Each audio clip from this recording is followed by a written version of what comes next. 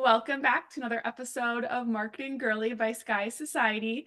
Today, I'm excited to be chatting with Cindy Nalbandyan. She is the Senior Influencer and VIP Marketing Manager at Halara.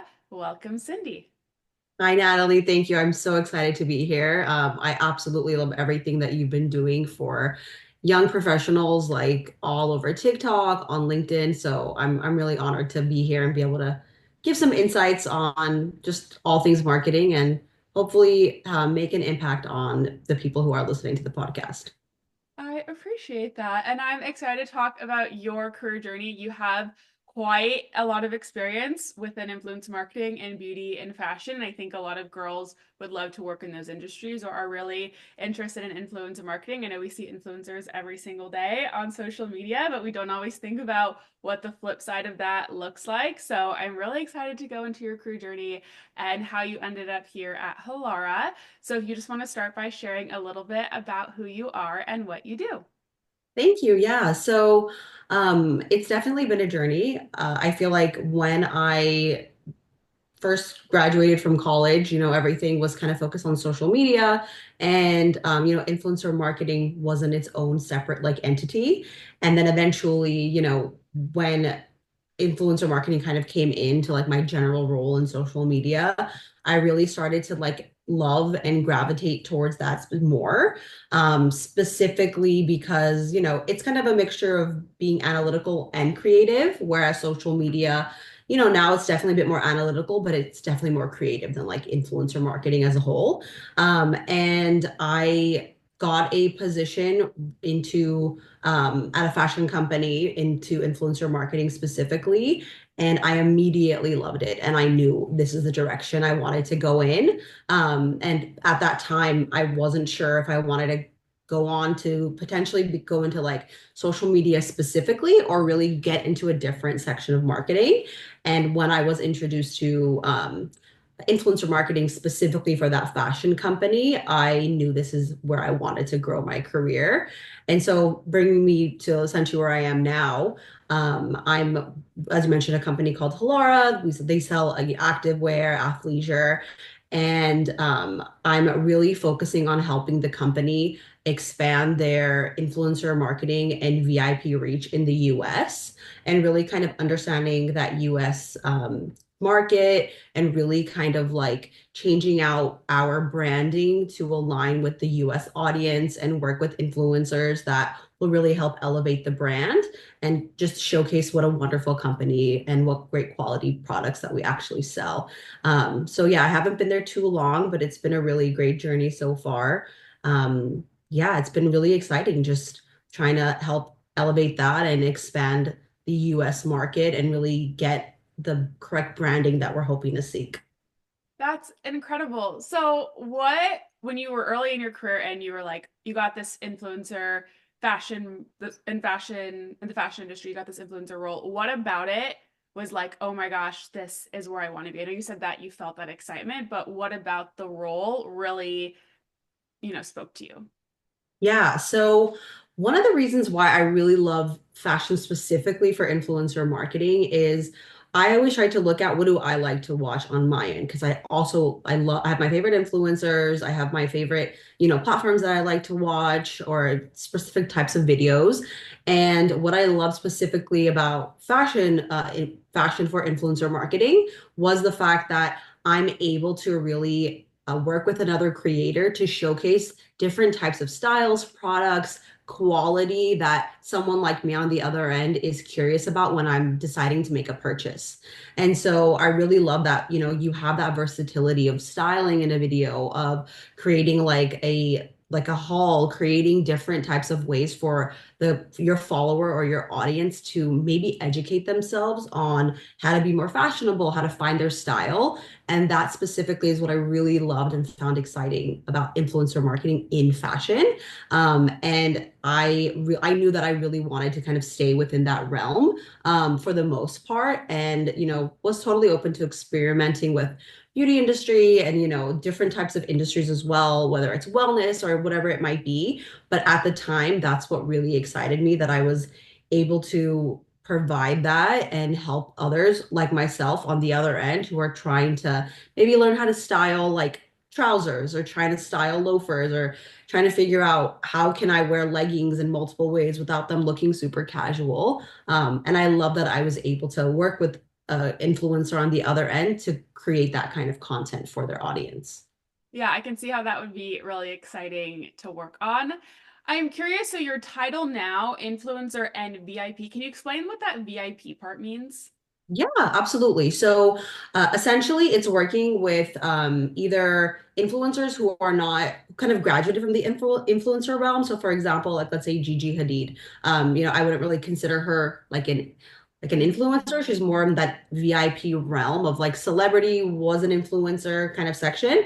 And then it's also in titles like maybe someone who's like a bit of a celebrity that we might be working with to partner with. So I work with a variety of influencers in terms of, nano all the way to, let's say, mega influencers. And then the VIP part of the title is more, an influencer who might be a bit more unattainable now. Like, for example, let's say Alex Earl, and or celebrities. And then when it comes to VIP, and because I'm sure like we'll use Alex Earl as an example because she was just in like every single Super Bowl commercial. So let's say you're a big brand, you want to work with a VIP influencer or celebrity like Alex Earl. How much different is the process of onboarding them as a influencer? Is it because I'm sure it's more than just money, or is it just offering them more money, or kind of how do you approach that differently than normal influencers? Yeah, great question. So in terms of like someone who's more on that VIP level now, typically influencers in general, they either work directly for themselves or they have like an agent or an agency that is representing them. And, in terms of the negotiations with contracts and payment and all of those things, those are relatively similar when it comes to an influencer who has an agent or has an agency representing them. But the difference I would say mainly for someone who's more in that VIP category is there's a lot more red tape usually. Mm. So the contracts might have tons of information that I need to go in to make sure that the deal that we are going to set is great for the brand as well as the VIP in that case, let's just say Alex Earl. And that also we know that this person is going to hopefully get us the exposure that we're looking for. And so we want to make sure that the deliverables and the contract, anything we're negotiating, is going to be the best for us because they also come with that really high price tag when they are in that Yeah. category. The example that's come to mind is, are you familiar with the brand Adanola? No, actually, I'm not. Okay, so they're I think they're UK based athleisure brand, and they were trying to make I mean, they've already in the US market, but they're trying to grow and expand their US market. So they onboarded Kendall Jenner as like the face of their campaign. And they're a smaller UK athleisure brand, but their way of breaking into the US market more was to have what you're calling a VIP influencer like come on and be the face of their brand. So that's kind of what I'm thinking of as you're sharing this example or this type of partnership with me. Yeah, no, and that's exactly on point of what you're saying. So it could be, someone as let's just say like celebrity in terms of, Kendall Jenner or how Aloe had Kendall, like did a whole Yes. edit. So that's a great example. And then it really depends on the brand and what they're hoping to achieve. So people sometimes do both. Like you can work with an influencer and have them be the face for your brand if they align with the brand and they align with the audience that you're trying to reach and really kind of have this like influencer edit together, which is similar to what Kendall did with Aloe Yoga. Except, Kendall's obviously a VIP slash celebrity. So in that case, it's the exact same thing. It's just the only difference there is really kind of deciding who to work for and really hoping that you're going to get that exposure working with this specific person in the VIP category. Yes. Okay. And then, so I know you're leading this up at Halara right now. I know, previously you were at Princess Polly for about 5 years. Is that the fashion influencer role that you're talking about that really sparked your interest into the industry? Or was that an No, earlier so role? No, so it was an earlier role. Okay. So I had a position at Fashion Nova. That was the position that I had gotten that was in the influencer marketing realm. And that was the first one that was in fashion. And I really, after kind of going there, my very first role was actually as a social media coordinator for a skincare company called Derma E. And the only aspect of influencers that we worked with at that time was gifting a blogger. Like we don't even call influencers bloggers anymore. So that was like back in I think like 2015. So that's when I first graduated, and that was what we were doing then. And then very gradually, like I want to say, I think it was maybe 2 years later or so. I believe that's the time frame. And when I went to Fashion Nova, and that's when I really sparked my excitement for doing influencer marketing within the fashion industry. So yeah, that's where it was. Interesting. Okay. And then so aside from platforms, because I know it's went from blogging to like YouTube, Instagram, TikTok, there's always new platforms. What do you feel like has really changed about the influencer marketing industry now looking back, at all the different roles you've had? Yeah, so great question. The top thing I would say is the prices definitely have been a huge, huge, huge factor. Before you could partner with an influencer for a price that felt right for the audience that they had or their reach. Now sometimes when it comes to negotiating prices, especially when you're working with an agency, you really need to know on your end as the person who's in the influencer marketing industry how to negotiate and really understand if this deal is actually beneficial for you and your brand or if this deal is actually not the right opportunity and you want to make sure you're not overpaying for something that isn't going to benefit you specifically in your company's goals. So that's been a huge challenge. Really understanding what goal, not what goal, sorry, what deal is actually going to be beneficial for you versus, there might be a certain influencer that's fantastic and they have great, everything is great in which they, what you're looking for, their video views, their engagement rate, the quality of the content that they're making, all of that is great, but they are not a good fit for you, for your brand. So regardless of all those metrics being ideal, it's super important to make sure you're not partnering with someone who, their audience might not even be looking for, let's just say, like athleisure. They might be only interested in this influencer for, their like skincare. And if I was a skincare company, this would be an amazing partnership. So I think one of the biggest things that has changed is being a lot more analytical. Is a huge one. Before I could say the analytical piece wasn't so much there. It was more like, oh, you have X amount of followers. Great, let's partner together. Whereas now, the followers are important in a sense, but the other metrics are even more important, in my opinion. Their engagement rate, the quality of content, are they aligned with the brand? Just someone you want to work with and create a long-term relationship, not so much as a one and done deal. So that's definitely a few of the things that have changed from before to now. Yeah, and I know too when back in the blogging days, influencer marketing was so new that I think it was a lot different where influencers were like so excited to get money for doing something that they were doing. And I think the brands were also excited, but then now that obviously the influencer marketers, I mean, I know the ones that I follow are making so much money, right? They're buying houses, they're flying first class everywhere. It is their life, like it is their job, and they are really good at it and they make a lot of money out of it. And I do think I can see how that's changed a lot. I am curious. So I know you mentioned that it's more analytical now and you are really looking at metrics. I know you mentioned following and engagement rate. Is there anything else you can share that brands really value when it comes to looking at an influencer's numbers? Yeah, so their audience demographics is super important too if you really want to be strategic with who you're working with. So like for example, let's just say my target audience is, Gen Z. I want to make sure that the influencer that I'm working with, especially I'm paying, especially when it's specific amount of money, that they have that audience that I'm trying to target. Because, Mm.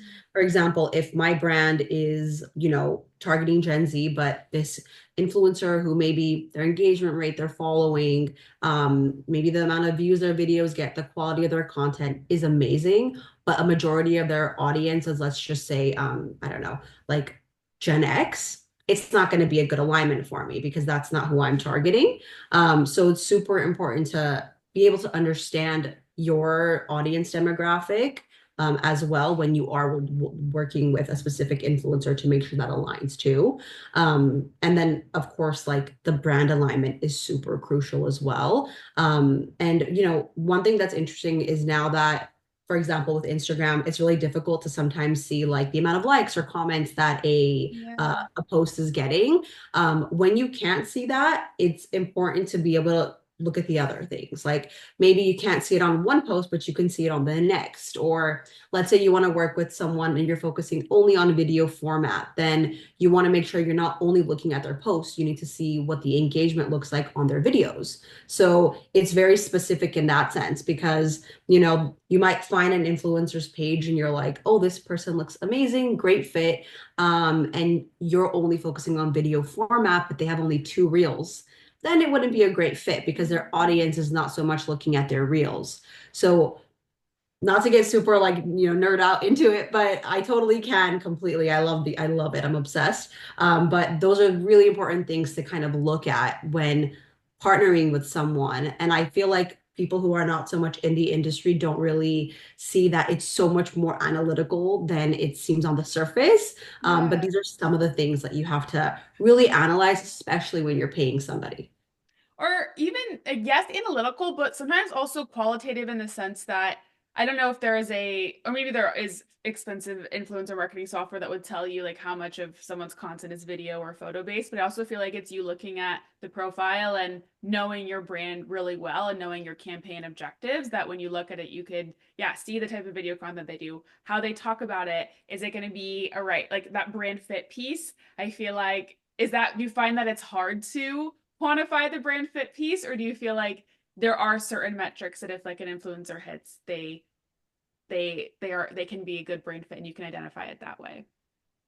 So that's a great question. I would say you really have to try to find like a balance because, if someone has all those metrics that you're looking for and they're aligned in that sense, amazing. But if they're really off brand in terms of like, your who your target audience is, or maybe you have archetypes like within your brand, it's great to experiment here and there because you might be able to tap into an audience that you had no idea that they would actually love your product, but it's a bit of sometimes you have to take a gamble in influencer marketing, even if someone is a bit off brand, but they hit the other metrics because you may not know that you had a completely different audience of people who actually really loved your product, and that would just expand the type of, let's say, archetype that you have ideally for your brand. So I think it's worth trying, but very carefully and strategically when you want to kind of get off of who you're working with that might be slightly off brand in terms of who you might typically work with. Yeah, interesting. Okay, I love this. So I want to flip it on its head really quickly before we move on to other areas in your career. So I know there are a lot of girls that work in marketing that are doing some content creation on the side. They kind of fall in that micro influencer category. Is there any advice you would give to someone in the micro influencer category on pricing themselves or pitching themselves to brands? Great question. So I would say it's always great to know like your own audience demographics, your own engagement rate very well, and really get more analytical in terms of understanding what you can provide to the brand. So sometimes you can use that as a negotiation tactic, especially when it comes to, accepting gifting maybe versus payment or how much payment you are willing to accept. I think it's really important to know what you can also bring to that brand, especially if, let's just say, you do have a high audience that maybe, let's say we're targeting Gen Z, that you're targeting Gen Z and your audience is primarily Gen Z. That's something you can use if you know that brand also has that as a target metric to be able to use that as a negotiation if you are asking for a certain amount of payment. Or even on the flip side, maybe you're just starting out and it's your first brand deal. It could be beneficial to potentially accept, maybe a lower payment on that end to really sort of build that relationship with the brand. But it's crucial to express that when you're talking to them, to let them know that, like you're happy to, maybe accept that rate as like an introductory price, but, pending maybe the success of, you're going to see the success on your end, but you'll see how much traction your video got and all these great things that, that brand values. You can totally use that as a negotiation tactic. Knowing that my video got, let's just say, I don't know, 500,000 views, and I had this many comments, and so many people were asking about, let's say, the leggings that I'm wearing. And you can see all these metrics on your end. So it's important to know that, save it, and maybe next time use that to say, I would love to negotiate a higher rate of X because um, based on these metrics, I know that our last partnership was quite successful. And usually, if a brand does value and has the budget, of course, to give you that higher payment, depending on what it is, they will 100% do it because they know on their end, yeah, this influencer did an amazing job and I still want to work with them. So really being able to like negotiate together is really important as well, I would say, like on any level, but especially the micro end, knowing all of that and being flexible in terms of, the rates that are being presented on either end. You don't want to accept something that's, too low. But at the same time, if you're just starting out, it's great to have that exposure because other brands will see, oh, they've worked with this brand, they've worked with that brand. Yeah. And they can see that you've had that and they'll be able to see the quality of content that you've created. I love that advice. And it's almost like with any career, right? To have more experience on your resume is going to make you more qualified for another job. And so it's kind of taking that same perspective here of, yeah, working with more brands that allows you to build up your portfolio so then you can then go ask for more money or get more deals later on. Exactly. When it comes to pricing yourself, I think I also think of this with jobs too, is a lot of times women can feel scared to ask for a specific number. Like a lot of the advice is around like deflecting and letting the other trying to let the other person say a number first. And I think it could be really scary to ask for a specific salary. I also think the same with when you are starting out as an influencer, it can be a little bit intimidating knowing how to price yourself or how much to ask for. So, are there any resources you can share or any advice around like even figuring out how do I price my services when I'm just starting out within influencer marketing? Great question. I would say it's a bit tricky in the sense because sometimes there are, from what I've seen, like influencers who are a bit more micro, who, sometimes the prices that they are asking for, um it's the best way for me to put this is one thing that's on like our end, let's say the person that you're trying to negotiate with, let's say it's the influencer marketing coordinator, the manager, whoever it might be, they need to be able to present that case. I like using it as, like let's say this is like we're in a, like this like I'm a lawyer. I'm trying to present my evidence.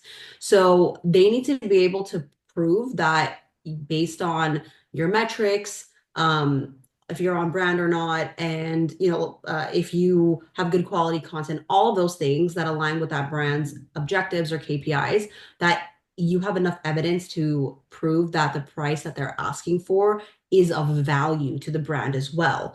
And so it's super important to be able to really have that information on your end and be open to the negotiation back and forth. So let's just say, I'm just making up a number here. Let's just say I have 15,000 followers on Instagram and I have an engagement rate of, let's say 12%, which is really great for, somebody in general. But of course, if you have less followers, ideally you should have a higher engagement rate. And 12 is an amazing engagement rate. Fantastic.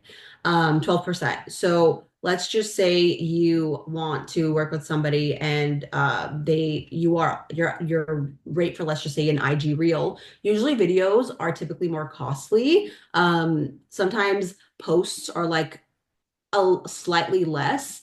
I've noticed influencers really do, and agencies the rate difference is sometimes so minimal for a video versus like static post. Sometimes people will have a static post being much more expensive versus a IG reel or let's say a TikTok video.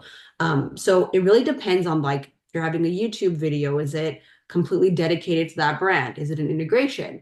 Or if you're having a short or a TikTok video or let's say an IG reel, how long is that video? Is there any usage that they are going to have on their ends? Are they going to be able to use it for organic posting? Do they want to use it as an ad?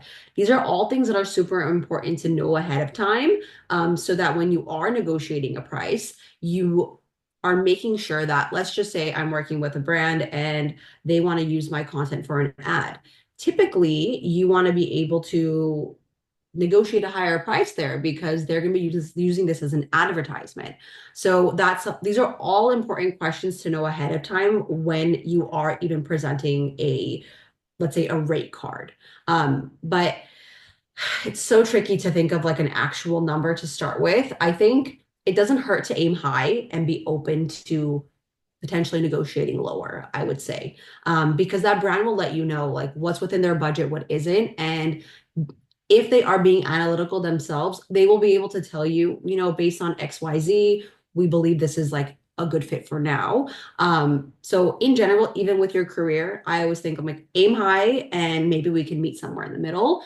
Maybe your high is $2,000 and you're hoping for 1,000, or maybe your high is, I don't know, 20,000 and you're hoping for 6,000. So it doesn't hurt, but just I think it's really important to be open to negotiating the price that you are asking originally.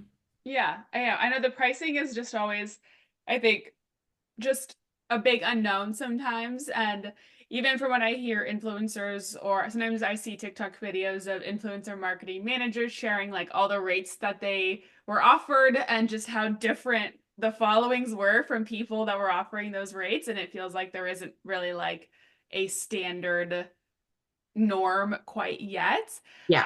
But I wanted to see kind of the same thing where you see just a lot of discrepancy between influencers just across the board in terms of pricing.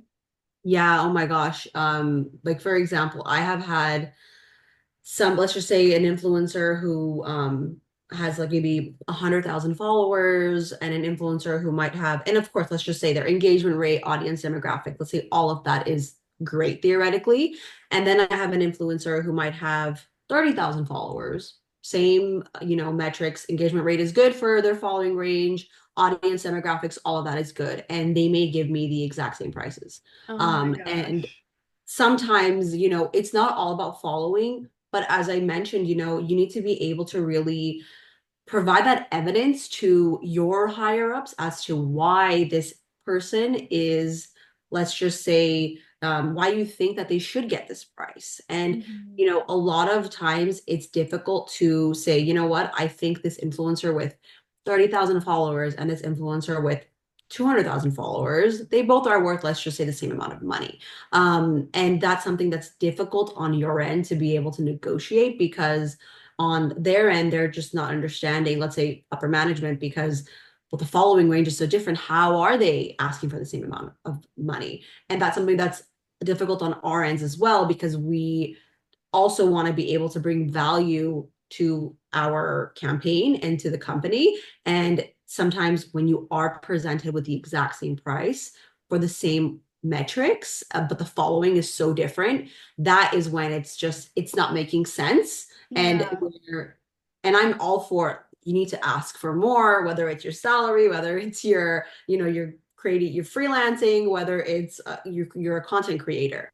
But I think it's important to understand where you are now versus where you will be if you continue on this trajectory in, let's say, 6 months to a year from now, where you can ask for some of those rates. Yeah. Yeah. And then where do you think in the future, as not just pricing, but in general, the influencer marketing industry is going to head? I know we've seen a huge shift in the past 5 years, even, but in the next 5 to 10 years, what are some of the changes that you're either excited for or that you're preparing yourself for? Great question.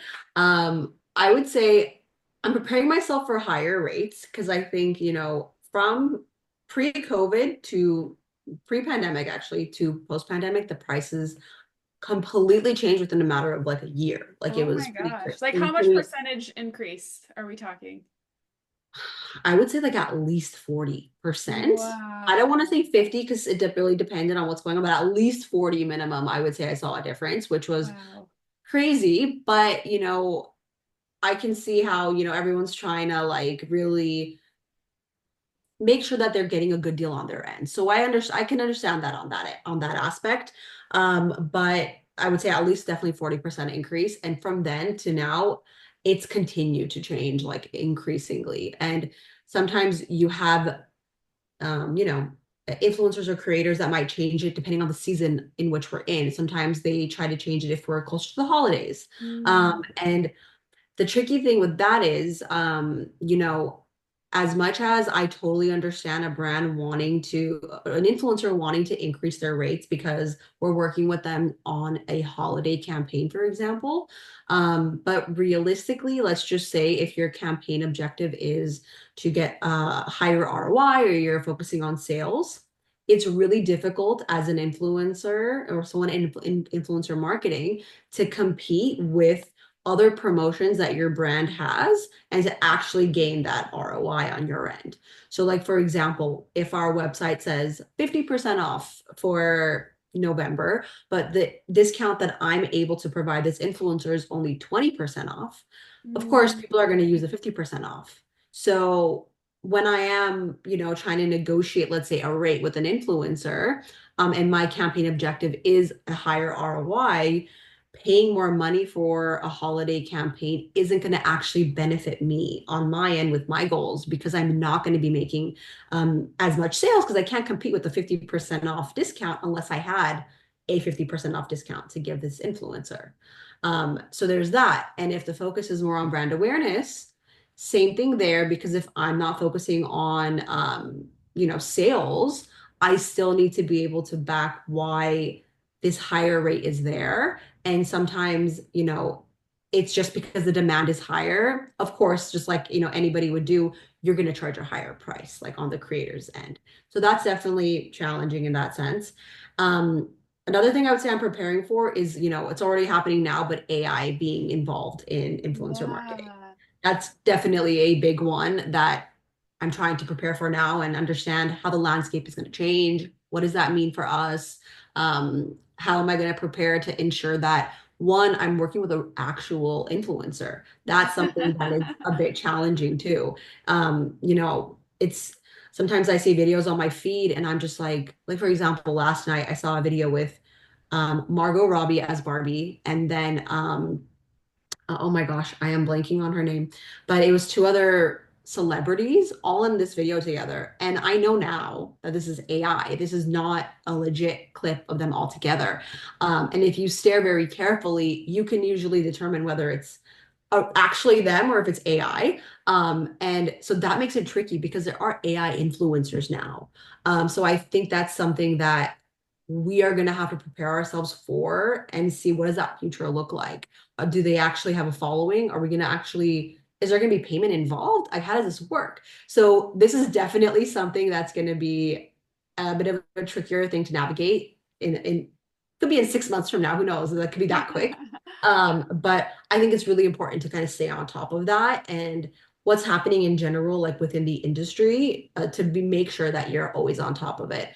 Um, and then in terms of excitement, it's, I think brands are continuing to work with influencers and creators that are really great alignment for their brand and they're focusing more on long-term relationships, which I always love because there's a completely different feeling you get watching the video on, let's say, your end and creating content with the influencer on the other end when that mutual love for the brand is there.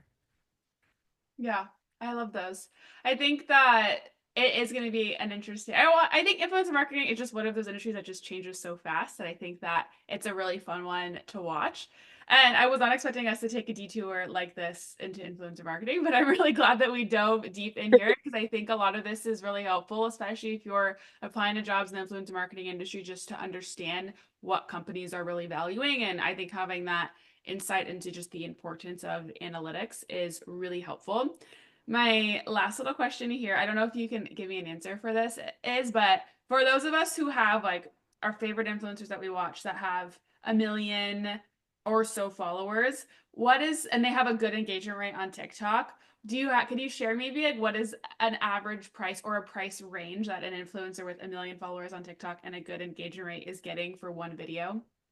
Yeah, so I've seen it vary from like on a good rate, like this is I mean, when I Like see the price. a good influencer, like they're successful, they're well known. Yeah. So when I get this price, I could potentially get a price of, let's say, $4,000. I'm like, this is a great price for this. Like, they have, let's say, over 1 million followers and their engagement rate is amazing. I'm like, this is a steal because sometimes I will get it on the other end with some like 20,000. And I'm like, 20,000. And that's not that expensive. I've seen rates of 50,000 for a post. So, and that's of course somebody who has over 1 million followers. It's a completely different spectrum. Let's say Alex Earl level. I could potentially see a price like that. But I think when I see a rate like, let's say, 4 to 5,000 for, let's say, 1 million followers, and they have really great engagement rate, I'm like, okay, this is a good price. It's not too high. It's kind of in the middle. And then typically I like to stay kind of within that realm of like the 4 to maybe $10,000 range. And it really depends on so many factors, but that's what I'll see on average where I'm like, okay, this is not too bad. But definitely more so in the single digits of the like 4 to maybe 6 seems like a decent price for someone with, let's say, 1 million followers, like 1 million, and a good engagement rate. Okay, yeah, I thought it would be, well, I know I'm thinking of specific influencers in my head that I know are quite big that I know have around 1 million, but I think are getting between like 10 to 15K a video. So, but that's why I say it is just so interesting just to see what the like how wide the range is there on pricing. Yeah, and it really depends. Like, let's just say, for example, it's 1 million followers exactly, and they have a great engagement rate, but their video views are insane. Let's just say they're averaging 700,000 views, maybe 800,000 views. That's crazy. So when that influencer might be able to negotiate and maybe even a little bit higher, because their audience is so engaged and they're getting so many views as well. So there's that as well. And if they are really a good fit for the brand, that's something where you might be considering, oh, they're asking for, I don't know, $10,000. This could potentially be a really good deal for us. Look at how engaged her audience is, or his audience is, or their audience is, and that's something you don't want to miss out on, especially if you think there's so much potential to get really great exposure for your brand. So it's very case by case, but I would say the 1 million, like just 1 million followers, good engagement rate, 4,000 to 6,000 on my end is, I'm like, okay, this is a steal. Yeah, yeah. Okay, good to know. Well, thank you for sharing all of that insight into Yeah. influencer marketing. Okay, I want to talk a little bit about your career a little bit more. So I am curious, one of the things you had mentioned to me is that something that you feel like you had to learn how to prioritize was navigating corporate culture and your personal life, especially early on in your career. And this makes me think back to just, I remember one of like my first jobs, I started the job and they offered me a drink at the job. And it was like after hours and, but I was like, I cannot say no to accepting a drink. Like I have to show that I'm professional and like I can't accept a drink or even other things like, wanting to scrape your social media. So is there anything I would love to hear kind of your perspective on this, on kind of balancing that corporate and personal life? Yeah, of course. So I think it comes with a lot of trial and error. And that's where I feel as though I have a decent understanding of it now, which is crazy because, it takes a lot of bumps and mistakes to realize what is okay and what isn't okay. Especially when you see like your colleagues doing things that you're like, oh, it's fine. I can do the same thing. but you really don't know when you're going to be in a situation where you might be called up on something that you thought was okay because you see someone else doing it. It's kind of like when you're in school, like same thing happens. You see how someone else is behaving and you think it's fine, but you didn't know actually this is not okay. So for example, one of the things, it's funny you bring up drinks. So let's just say you have, I don't know, let's say you have plans, it's a Thursday night and you find out your team wants to go out happy hour or someone else, another department is inviting you for happy hour after work. And you already have plans with a friend of yours, or maybe you and your mom are going out to dinner, whatever it might be. One of the things that I found really difficult in the beginning was saying no to things that were like, let's say, last minute from work when I already have things planned in my personal life.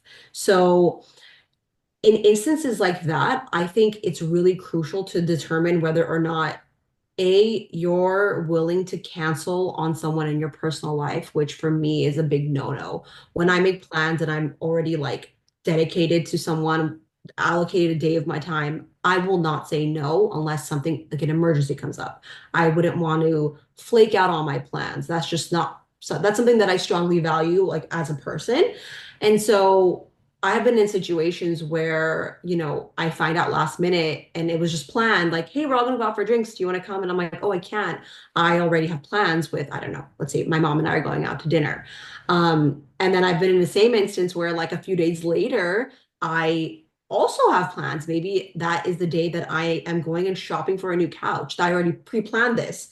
Oh, hey, we're all gonna go out to, I don't know, this is not I've never gone to Dave and Buster's, but let's just say we're going to Dave and Buster's, right? And you're like, if you're gonna, I would feel bad because I just said no, but I already had this planned, and I can't go shop for furniture the next day or the next day because I already have something else that I need to do outside of my work. And I've been in situations where I have to decide. I'm like, do I now say yes to this, team outing that wasn't something that I knew ahead of time? And then now I need to find time out of my day and kind of like change up my schedule to go furniture shopping, which let's just say I just moved and I really need to get like a couch. Um, I've been in situations where it's been back to back that I have to say no to like some kind of team outing or a happy hour because I knew I needed to put my needs first. And I've been in those situations where I've canceled my plans and just gone ahead and done things for, the sake of, let's say, team building or corporate culture, especially early on in my career. I would say there was this kind of pressure to you have to participate. Even if you have plans, you have to participate.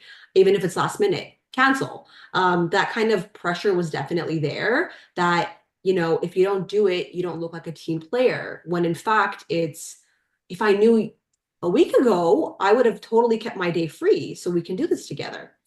And so I've actually been in a situation where I was called up on why I wasn't participating in these Oh activities. my gosh. Yes, and it was really a bit of a tricky situation for me because a lot of my colleagues at the time, they weren't from, let's say, like Los Angeles. They didn't live here. And so like they didn't have family and friends here too. Some of them, they weren't in a relationship, or some of them were in a relationship, but they didn't have pets. And so it's like I have, like, let's say I had responsibilities that some of my colleagues didn't. And, I was kind of put on the spot of like, I'm not being a team player because let's say I participated in 3 out of 6 activities. Whereas now, which I love so much in the past few years, all of the changes that I give the credit definitely to all of Gen Z. Love you guys. I absolutely love that now that kind of pressure isn't there anymore because you don't, it's completely, I don't want to say unacceptable, but that kind of culture of you have to participate or you're not a team player isn't there anymore. And I give that definitely to all my Gen Z because really I think that Gen Z put out that energy that, if I can't, that I'm putting my boundary here that I'm not able to attend this event because I already committed to something else. Whereas before, especially I would say for like I'm a millennial, so like for my generation, it's like you have to go, you have to cancel your plans, or you're not a team player. Mhm. And I think that's changed tremendously, which is really amazing because now you don't feel like you have to sacrifice your personal life for your job. And let's say your career is super important to you, but realistically, attending, let's say, half of the happy hours versus all of them shouldn't determine your success at the company. And if it does, there's a bigger issue there that has nothing to do with you. Yeah, yeah, that's a really interesting perspective to share. It's something that I have not heard of before being an issue. So I think if somebody is kind of experiencing that pressure to, drop all of your personal life to just do career life, that it's really important to protect your personal life in any way that you may feel like it's kind of, I think that we all go into phases too in our careers where we're working so much that our personal life takes like like a back seat. But it is can be so dangerous because there's going to be times when you really want your girlfriends there, and if you don't put the time and energy into those relationships, they're going to fade away, and they're going to be your support system to get you through all of the tough things that are going on in your work life. So I love what you're saying there about just how important it is to protect your personal life and give it just as much attention as your work life. Exactly. All right. So kind of I know we spent a lot of time on influencer marketing and really diving in there and talking about your career journey into influencer marketing. For somebody that really wants to work in influencer marketing, do you have any advice to share, any skills they should work on building, anything that you look for when you're hiring influencer marketers?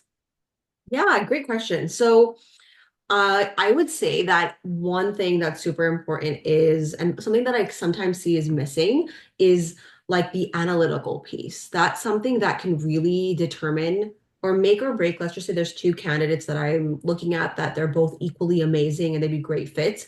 But if one is has a bit more experience or has expressed their, knowing more in terms of analytics, I will go in that direction versus the other candidate. And so I would say one way that you can work on, let's just say, getting more experience in this area is, let's just say you have an internship, and maybe you are not really required to do anything in terms of analytics there. Be curious, ask questions, ask, who your direct manager is, whoever you might be working with on your team, like, ask to maybe be, if it's allowed to be CC'd on certain emails to be able to really see like how a rate is negotiated and really take that time to really absorb everything like a sponge so that you can present that information to, let's just say, a future employer, especially if you're new in your career, you don't have a lot of experience. And even now, like, it's the amount of information we have online on TikTok, on everywhere, is so incredible. So really, like, maybe going to a certain website and researching on what to look for influencer marketing, like just even a quick Google search, searching on TikTok, wherever, and really like learning about it is equally as important to express that in an interview. So you may not have the direct hands-on experience, but if you talk about it and you understand the importance of, knowing to look for audience demographics, to look for their engagement rate, to look for, the quality of content, to look for past performance, like even if you don't have the experience, but you're explaining that you know the importance of these things, it will make, or it will make a huge difference in, let's say, someone who's the hiring manager choosing to go forward with you to the next step, I would say, because most people in influencer marketing really do value the analytical part. It's super crucial, especially since we're negotiating with people for prices, contracts, like where money isn't involved. It's really important to be able to have that skill under your belt to be able to really justify everything that you are presenting to your manager or upper management. I think it's what you said there about just really studying the vernacular of like really understanding what's the terminology that will be used in this role and really being able to speak to that because maybe, yeah, you don't have a ton of analytical experience in influence marketing, but you can let them know that, maybe there's a certification you can take and you can speak to the metrics that you know how to calculate and what you know how to track and that you've done, your own mock projects where you've calculated influencer engagement rates and you can show them that because I think as long as they see that you're hungry to learn, that's a really positive indicator that they can invest and teach in you. Absolutely. And I, going off of what you said, like showing that you are eager and, as you said, hungry to learn, that is something that I think when you're interviewing, you may feel as though it's not really so important. When you're really in the grind, like, taking interview after interview and trying to like application after application, but it really does make a huge difference, especially early on in your career and in general, that the hiring manager knows you are going to be trainable, you are ready to absorb the information, and that when things pivot and change, you're going to be ready to learn and really take on what you need to do the best job that you can. I love that. This has been an incredible conversation, Cindy. I feel like we've touched on so much in influencer marketing. Is there any last advice you would love to share with marketing girlies? Yes, I would say that if you're still in college, I think that the something that sometimes gets underlooked, especially when I was in school, is the value of your internships. I think it's really important Mhm. for you when you are in an internship to, even if, like, let's just say the internship that you're in is only offering, maybe they're teaching you how to do gifting, for example, on the influencer marketing side. Whatever they're teaching you, ask for to teach more if it's permitted, to learn more and really absorb, because that is something that hiring managers really value when they are interviewing you for a role outside of your internship. And if you aren't in an internship, look for internships. There's so many internships now, which is amazing. And look at all the amazing ways to create like mock projects. Sky Society, you guys have such great ways, the Yes, portfolio. Marketing Experience Lab. Yes, absolutely. Like, and really learning how to create a portfolio. Natalie, you have an amazing one. I personally looked at it myself for me to improve mine. But that's great. Just utilizing those resources. It's a lot of work up front, but it is going to make a huge difference whether or not you move on to the next stage or you are able to get into the door of the company that you want to get into. I love that advice. What an incredible way to wrap up an incredible episode. Thank you much, Cindy, for sitting down and chatting with me today. I've had so much fun talking with you. Thank you so much, Natalie. I'm happy to do it anytime. And I hope that everyone listening takes some value from this.